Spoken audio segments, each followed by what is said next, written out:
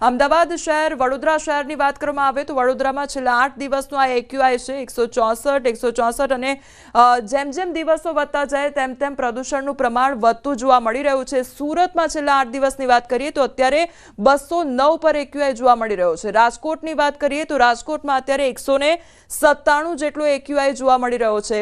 એટલે ગુજરાતના 4 પ્રદૂષિત શહેર અત્યારે અમદાવાદ, રાજકોટ, સુરત અને વડોદરાની આપણે વાત કરી રહ્યા છીએ। અમદાવાદમાં છેલ્લા 8 દિવસમાં એક્યુઆઈ અત્યારે 184 ઉપર એટલે કે લગભગ 184 થી 190 સુધી અત્યારે પહોંચી ગયો છે એક્યુઆઈ। એટલે અમદાવાદ શહેરની જે હવા છે તે ધીરે ધીરે પ્રદૂષિત બનતી જઈ રહી છે।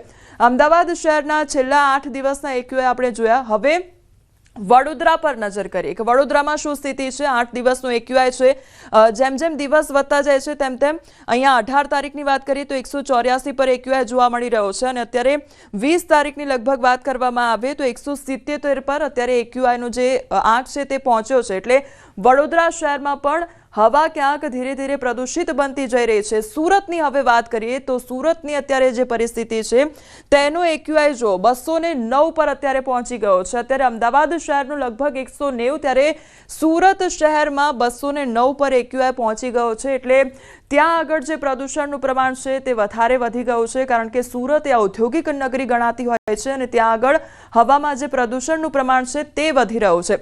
હવે રાજકોટ પર નજર કરીએ કે રાજકોટમાં કયા પ્રકારની સ્થિતિ છે। છેલ્લા 8 દિવસનો એક્યુઆઈ શું કહી રહ્યો છે। આ આંકડા છે 8 દિવસના અને આજની વાત કરવામાં આવે તો 197 સુધી એક્યુઆઈ પહોંચી ગયો છે। એટલે રાજકોટમાં પણ હવા પ્રદૂષિત ધીરે ધીરે થઈ રહી છે। એટલે અમદાવાદ શહેર હોય, સુરત શહેર હોય કે પછી રાજકોટ હોય, તમામ આ જે વિસ્તારો છે ત્યાં આગળ ધીરે ધીરે પ્રદૂષણનું પ્રમાણ વધતું જઈ રહ્યું છે। રાજકોટમાં પણ અત્યારે 197 પર એક્યુઆઈ જોવા મળી રહ્યો છે। એટલે અમદાવાદ શહેર કરતાં પણ રાજકોટમાં હવાનું પ્રદૂષણ જે છે તે વધતું જઈ રહ્યું છે।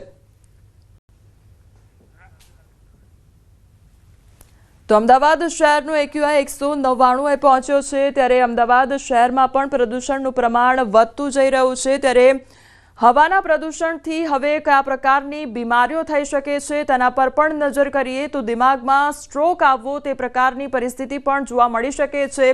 ડિમેન્શિયા અને પાર્કિન્સન જેવા રોગનો પણ ખતરો થઈ શકે છે। તો આંખો આવવી તેમજ આંખ સુકાઈ જવી અને મોતિયો આવી શકે છે તે પ્રકારની પરિસ્થિતિ પણ જોવા મળી શકે છે। હાઇપરટેન્શન, હૃદયરોગનો હુમલો અને હૃદયના અનિયમિત ધબકારાનું પણ કારણ બની શકે છે। તો ફેફસાનું કેન્સર થઈ શકે છે, અસ્થમા જેવા રોગ પણ થઈ શકે છે। જ્યારે હવામાન પ્રદૂષણ થતું હોય છે ત્યારે આ પ્રકારની પરિસ્થિતિ જોવા મળી શકે છે। લીવર કેન્સરનો પણ મામલો જોવા મળી શકે છે। પ્રદૂષણ લોહીને પણ પ્રભાવિત કરે છે।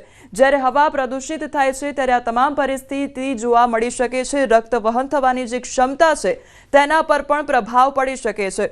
તો પ્રદૂષણ મોટાપા પર પણ પ્રભાવ નાખે છે અને મેટાબોલિક સિન્ડ્રોમ પણ થાય છે। જ્યારે હવા પ્રદૂષિત બને છે ત્યારે શારીરિક જે પરિસ્થિતિ છે તેમાં ઉપર નીચે જોવા મળી શકે છે। પ્રદૂષણની સીધી અસર પેટ પર પણ પડી શકે છે। ગેસ્ટ્રિક કેન્સર થઈ શકે છે, પેટના રોગ થઈ શકે છે તેમજ પેટમાં સોજો પણ આવી શકે છે। આ તરફ પેશાબની જે કોથળી છે તેનું પણ કેન્સર થઈ શકે છે, કિડની કેન્સર પણ થઈ શકે છે। તો પ્રોસ્ટેટમાં વૃદ્ધિનું કારણ પણ પ્રદૂષણ બની શકે છે। એટલે હવા પ્રદૂષિત જો થાય છે તો શારીરિક તમને તમામ તકલીફો થઈ શકે છે। પ્રદૂષણની સૌથી વધારે ખરાબ જે અસર છે તે તમારા શરીર પર પડે છે। આ સાથે ચામડીને લગતા રોગો પણ થવાની સંભાવના રહેતી હોય છે।